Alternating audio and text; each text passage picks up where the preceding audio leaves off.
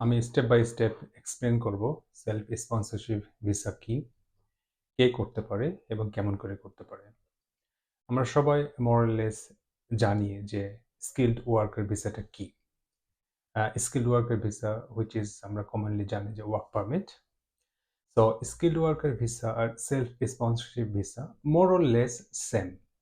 আমি বলবো না যে এটার মধ্যে তেমন কোনো ডিফারেন্স আছে, বাট যেটা মেন ডিফারেন্স সেটা হচ্ছে যে স্কিলড ওয়ার্কার ভিসাতে আপনি হয়তোবা থার্ড পার্টি কোনো একটা কোম্পানির কাছ থেকে স্পন্সরশিপ নিয়ে আপনি ভিসার অ্যাপ্লিকেশন করে ভিসা পেতে পারেন।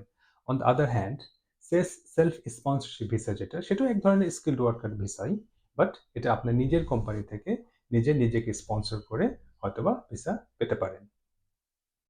সেলফ স্পন্সরশিপ ভিসাটা আমরা স্কিলড ওয়ার্কার ভিসাই বলতে পারি এবং যেটাকে আমরা কমনলি ওয়ার্ক পারমিট হিসেবে জানি। এখন আমাদের চ্যালেঞ্জ হলো যে এই রুটটাতে আমরা কেমন করে যেতে পারবো। সো আমি আপনাদেরকে স্টেপ বাই স্টেপ গাইড করব বা স্টেপ বাই স্টেপ এক্সপ্লেন করব আপনারা কেমন করে একটা বিজনেস সেট আপ করতে পারেন এবং বিজনেসটাকে সেট আপ করার পরে আপনারা সেলফ স্পন্সরশিপে যেতে পারেন। ফার্স্ট অফ অল, আমি যেটা বলবো সেটা হচ্ছে গিয়ে আপনাদেরকে একটা কোম্পানি ফর্ম করতে হবে। কোম্পানি হাউসে একটা কোম্পানি ইনকর্পোরেট করতে হবে। আর এটার জন্য আপনারা যেটা করবেন, সেটা ফার্স্ট একটা কোম্পানির নাম আপনারা সিলেক্ট করবেন। নামটা সিলেক্ট করার পরে আপনারা কোম্পানি হাউসে চেক করবেন যে নামটা অ্যাভেলেবল আছে কিনা। যদি নামটা অ্যাভেলেবল থাকে তাহলে আপনারা সেই কোম্পানিটাকে কোম্পানি হাউসে রেজিস্টার করতে পারেন। এখন এই রেজিস্ট্রেশন আপনারা চাইলে নিজেরাও করতে পারেন অথবা কোনো সলিসিটর করতে পারে অন ইওর বিহাফ, অথবা একজন অ্যাকাউন্টেন্ট করতে পারে। কোম্পানি ইনকর্পোরেশনের পরের স্টেপ যেটা, সেটা খুব ইম্পর্টেন্ট। সেটা হচ্ছে একটা ব্যাংক অ্যাকাউন্ট ওপেন করতে হবে, একটা বিজনেস ব্যাংক অ্যাকাউন্ট ওপেন করতে হবে। মেক শিওর করবেন যেন এটা একটা হাই স্ট্রিট ব্যাংক হয় এবং সেটা ইউকেবিএ রিকগনাইজড একটা যেন ব্যাংক হয়। ব্যাংক ওপেন করলেন, তার মানে আপনার কোম্পানি ওপেন করলেন, ব্যাংক ওপেন করলেন, এখন আপনারা বিজনেস অ্যাক্টিভিটি শুরু করতে পারেন। যখন বিজনেস আপনারা শুরু করলেন তখন আপনাদেরকে অ্যাট দ্য সেম টাইম আরও একটা কাজ করতে হবে, সেটা হচ্ছে এইচএমআরসিতে কিছু mandatory registration. For example, PAY registration, account office registration. তারপরে আপনার বিজনেস যদি এলিজিবল হয় তাহলে ভিএটি রেজিস্ট্রেশন করতে হবে। এলিজিবিলিটি যেহেতু বললাম সেহেতু আপনাদেরকে আর একটু এক্সপ্লেন করি। যে একটা বিজনেস তখন ম্যান্ডেটরি ভিএটি রেজিস্ট্রেশন করতে হয়, একটা বিজনেসের তখনই ম্যান্ডেটরি ভিএটি রেজিস্ট্রেশন করতে হয় যখন বিজনেসটার আপনার গ্রস সেল £90,000 পার ইয়ার ক্রস করে। সো এই জিনিসটা খুবই ইম্পর্টেন্ট। যদি আপনি ডিউলি ভিএটি রেজিস্ট্রেশন না করেন তাহলে আপনি একটা আইন ব্রিচ করছেন। সো এই জিনিসটা আপনারা খেয়াল রাখবেন এবং যদি ভিএটি রেজিস্ট্রেশনের জন্য আপনার কোম্পানি এলিজিবল হয় তাহলে অফকোর্স আপনি ভিএটি রেজিস্ট্রেশন করে নেবেন। আপনার বিজনেস যদি ওল্ড হয় তাহলে কিন্তু আপনাকে এভরি ইয়ারে রিটার্ন সাবমিট করতে হয়, এইচএমআরসিতে রিটার্ন সাবমিট করতে হয়।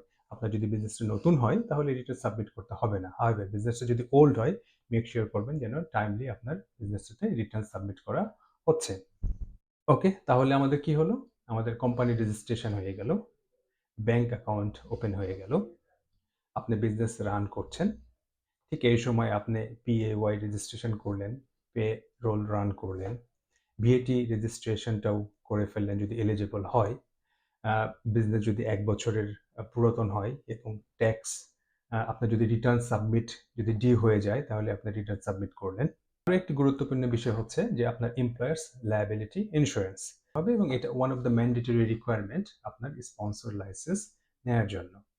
সো আপনি মেক শিওর করবেন যে আপনি একটা এমপ্লয়ার্স লায়াবিলিটি নিচ্ছেন এবং এটা যেন অবশ্যই কভার করে মোর দ্যান £5 million কম্পেনসেশন বা ড্যামেজ।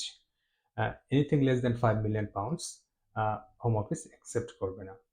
আমি আরও একটা বিষয় ডিসকাস করতে চাই, সেটা হচ্ছে আপনি যখন কোম্পানি ফর্ম করবেন তখন হয়তো বা আপনার হোম অ্যাড্রেসে আপনার কোম্পানিটা ফর্ম করতে পারেন এবং হোম অ্যাড্রেস থেকে আপনি আপনার বিজনেস রান করতে পারেন। অনেক বিজনেস আছে যেটা হোম অ্যাড্রেস থেকে করা সম্ভব, বাট স্পন্সরশিপ লাইসেন্সের জন্য আমি পার্সোনালি অ্যাডভাইস করবো যে আপনার যেন একটা কমার্শিয়াল প্রিমিসেস থাকে এবং সেই কমার্শিয়াল প্রিমিসেসের অকুপেশন প্রুফ হিসেবে আপনাকে অথবা লাইসেন্স অথবা লিজ এগ্রিমেন্ট অথবা টেনেন্সি এগ্রিমেন্ট এগুলো শো করা লাগতে পারে।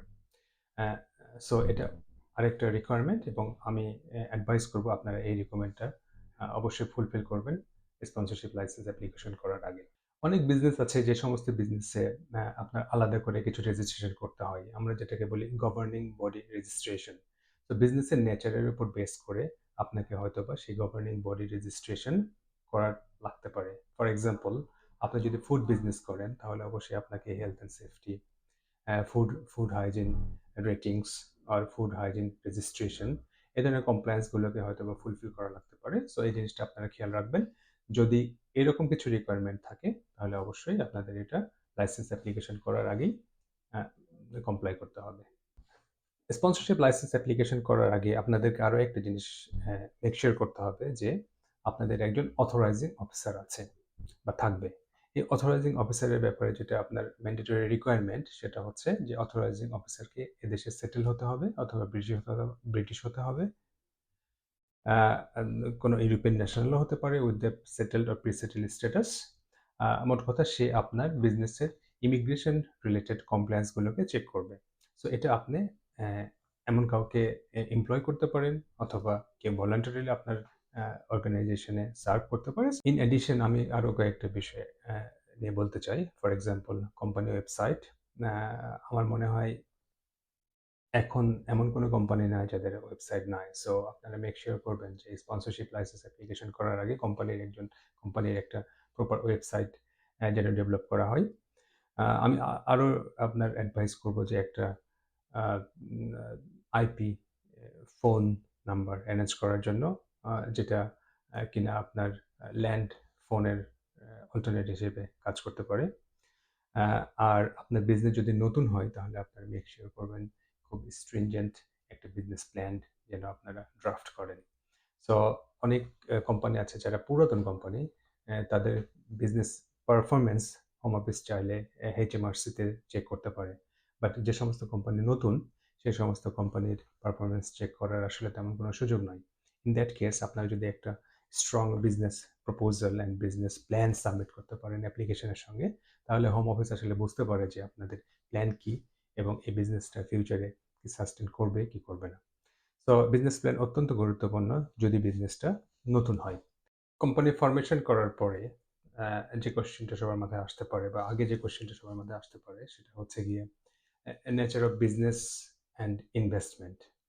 তো এই ভিসা ক্যাটাগরির জন্য আসলে নেচার অফ বিজনেসের ব্যাপারে কোনো রেস্ট্রিকশন নাই, আবার ইনভেস্টমেন্টের ব্যাপারেও কোনো রেস্ট্রিকশন নাই। সো আপনি যে কোনো বিজনেস যে কোনো কোম্পানি করতে পারেন, যে কোনো অ্যামাউন্ট আপনি ইনভেস্ট করতে পারেন।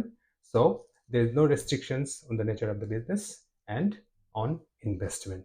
সো এটা অনেকটা আপনাদের উপরে ডিপেন্ড করছে যে আপনারা কেমন বিজনেস করবেন এবং কত টাকা আপনারা ইনভেস্ট করবেন।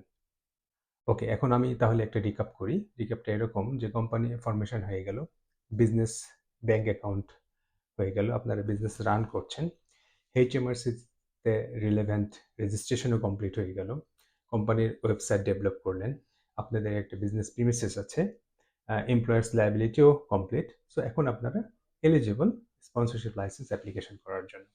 এই স্টেজে গিয়ে আপনারা হোম অফিসের ওয়েবসাইটে স্পন্সরশিপ লাইসেন্স অ্যাপ্লিকেশন করতে পারেন অথবা আমার কাছে বা যে কোনো সলিসিটরের কাছে গেলে হয়তোবা তারাও আপনাকে হেল্প করতে পারে।